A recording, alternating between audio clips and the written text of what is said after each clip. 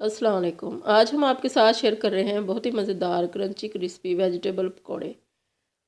इनको बनाना बहुत ही आसान है, बस थोड़ी सी छोटी छोटी सी बातें हैं जो कि इनका ख्याल रखें तो ये बहुत ही ड्राई ड्राई से और बहुत ही अंदर तक पके हुए और क्रंची क्रिस्पी बनते हैं।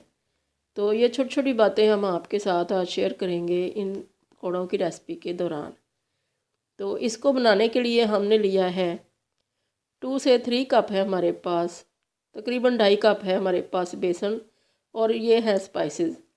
इसमें अजवाइन है 1/2 टी स्पून, 1 टीस्पून है इसमें नमक, 1 टेबल स्पून है सुरख मिर्चें, 1 टेबल स्पून है साबुत धनिया, 1 टेबल स्पून है क्रश किया हुआ अच्छी तरह से कूटा हुआ अनारदाना, और 1 टेबल स्पून ही है ज़ीरा, और 1 टेबल स्पून ही है सब गरम मसाला पिसा हुआ।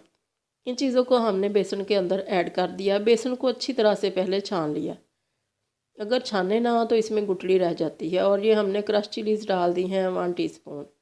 और नीम गर्म पानी लिया है इसके लिए, इसको बैटर बनाने के लिए। अगर नीम गर्म पानी के साथ इसको बैटर बनाएं, अच्छी तरह से फेंटें तो ये बहुत अच्छा फ्लफ़ी सा बहुत जल्दी हो जाता है। और इसको इतना फेंटें कि ये बहुत अच्छा सा फ्लफ़ी हो जाए। और ये हमने लिया है 1 टीस्पून सब्ज़ मिर्चों का पेस्ट। अगर चॉप करके डालें तो वो और भी अच्छी हैं, हमारे पास इस वक्त यही थी। तो इसको हमने इतना फेंटा है कि ये देखें बैटर का पता चल रहा है कि ये फ्लफ़ी हो गया है। अगर आपको जल्दी हो और इतना टाइम ना हो इतनी एफर्ट करने के लिए तो आप इसमें मीठा सोडा ऐड कर लें चुटकी बराबर। और ये अब हमने 10 मिनट का रेस्ट दिया बेसन को, फिर डाल दिया है सब्ज़ प्याज इसमें 1 कप, और ये 2 कप पालक गई थी, और ये है 1 कप सब्ज़ धनिया। इन चीज़ों को धो के अच्छी तरह से मोटा मोटा काट लिया। काटने के बाद धोया था और धोने के बाद इसको स्ट्रेनर में डाल के रख लिया ताकि पानी अच्छी तरह से इनका नुचड़ जाए। और इन चीज़ों को हमने 10 मिनट रेस्ट देने के बाद बेसन के अंदर मिलाया है। रेस्ट दें कि अगर आप बेसन को फेंट के रख देंगे, रेस्ट देंगे तो बहुत अच्छे आपके पकौड़े फूले फूले से और बहुत ही क्रंची बनेंगे और इनके अंदर तक ऑयल भी एब्जॉर्ब नहीं होगा। अब ये हमने इसमें आलू डाल दिए हैं इस तरह के लंबे लंबे काट के। तो इनके साथ भी लुक बहुत अच्छी आती है पकौड़ों की, जैसे कि बाज़ार में लोग बेच रहे होते हैं स्ट्रीट्स पे।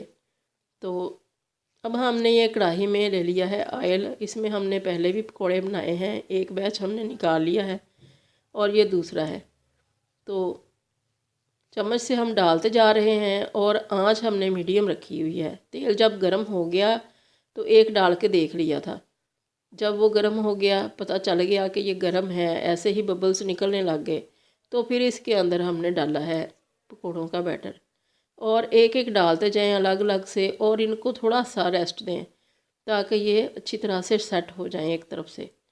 जब ये एक तरफ से सेट हो जाएं तो फिर इसकी साइड उलट दें और बहुत आराम आराम से सारी साइड्स जो हैं उलट दें और इनको मीडियम फ्लेम के ऊपर ही रखें।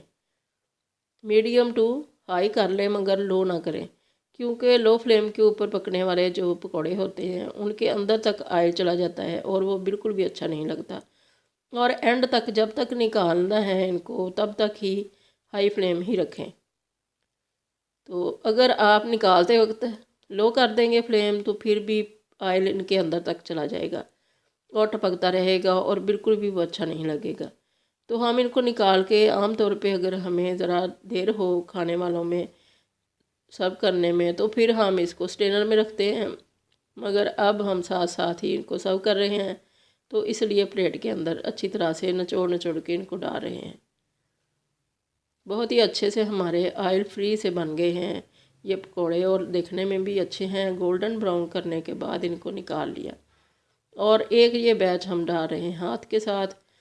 अगर सब्ज़ियां इस तरह की कटी हों तो फिर इनमें कोई फ़र्क नहीं आता, चाहे हाथ से डालें या फिर चम्मच के साथ डालें तो लुक इनकी अच्छी ही आती है। एक तरफ से सेटल होने के बाद इनकी साइड चेंज करते जाएं और फ्लेम का बहुत ख्याल रखें। फ्लेम अगर हल्की होगी तो फिर इनके अंदर तक ऑयल चला जाएगा और अगर तेज़ होगी तो फिर ये ऊपर से पक जाएंगे, नज़र आएंगे कि ये पक चुके हैं, मगर अंदर से ये बिल्कुल कच्चे होंगे। और हमेशा बेसन जो है, बेसन की क्वांटिटी कम रखें और सब्जियों की ज़्यादा रखें, तो फिर भी बड़े क्रंची क्रिस्पी से पकौड़े बनते हैं। अगर बेसन की क्वांटिटी ज़्यादा होगी और सब्जियों की कम, तो फिर बड़े गोल गोल से और बड़े नरम नरम से पकौड़े बनेंगे, क्रिस्पी नहीं होंगे। तो इस तरह की चंद छोटी छोटी सी बातों का ख्याल करें तो बहुत अच्छे पकौड़े बनते हैं।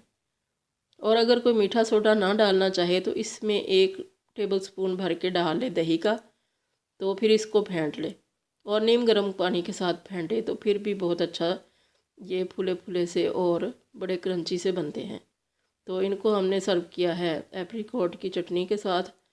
तो ये बहुत अच्छा इसका कॉम्बिनेशन है। तो आप भी इस तरह से बना के देखें। अल्लाह करे आपको बहुत पसंद आए। दुआओं में याद रखिएगा। अल्लाह हाफिज़।